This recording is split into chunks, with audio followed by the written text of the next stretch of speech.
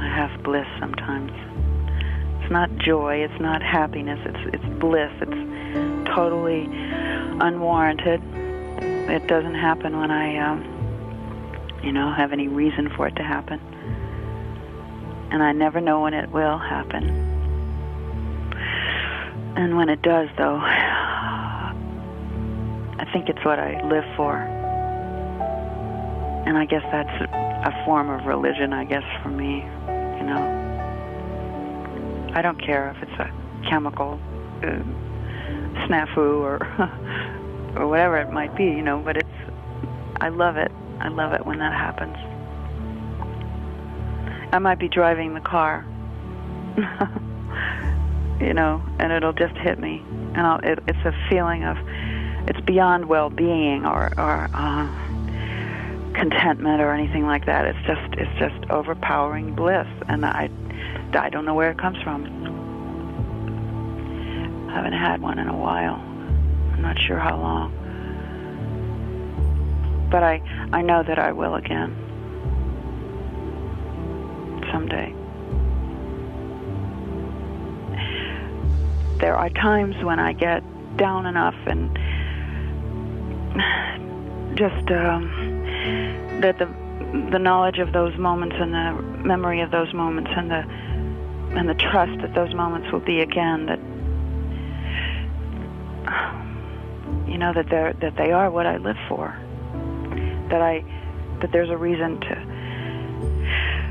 shake it off right then, just because I can remember those moments and know that there's a very good chance, there's a very perfectly good chance that I haven't seen the last of those.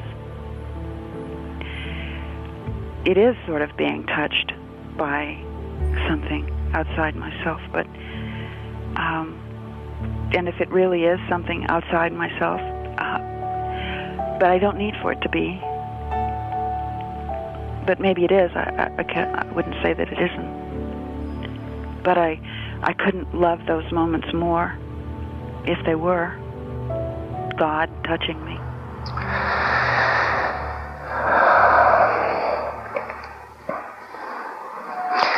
I can't quite express to you how far I feel the whole process has gone. I have one little story. I had a friend in Washington. His name was Milton Friedman. Now, there is another Milton Friedman who is an economist. And my friend Milton Friedman was a speechwriter at one point in the White House. And one day he received a telephone call. Caller said, "Is this Milton Friedman?" And he said, "Yes." And the caller said, "I represent a church in California, and we have a large surplus in our accounts of money, and we wonder if you could suggest how we should invest it." To which my friend replied, "Have you considered giving it to the poor?"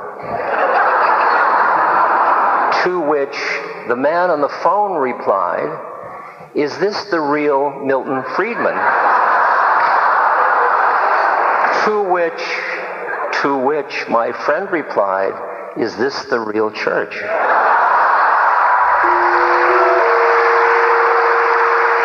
Platform 6. Breathe. One thing you can do is take a deep breath and then hiss, like tss, and then you measure how long you can do it for. You just hiss. So you try and fill as much of your torso as you can with air, and then when you do the hiss itself, you try and make it as small and as constant as possible to try and keep it going for, a long time. Now you should be seated on the ground. Straighten out your posture. Everyone should have a straw. Place a straw to your lips and begin to breathe together. Keep breathing. Don't stop.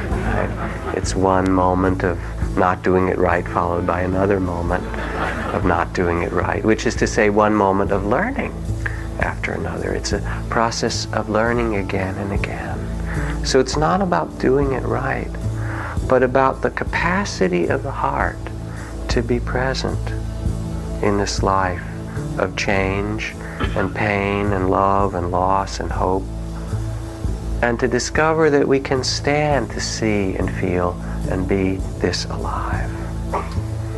When the mind is still, says Krishnamurti, when the mind is still, tranquil, not seeking any solution, not reacting, not struggling, then it is possible to see what is true. And it is the truth that liberates, and not your efforts to be free. To be free comes not from changing or fixing the world, but seeing this world as it is, and opening the heart in the midst of it. To be uncertain is to be uncomfortable, but to be certain is to be ridiculous. So Socrates said, I know one thing, I know that I know nothing.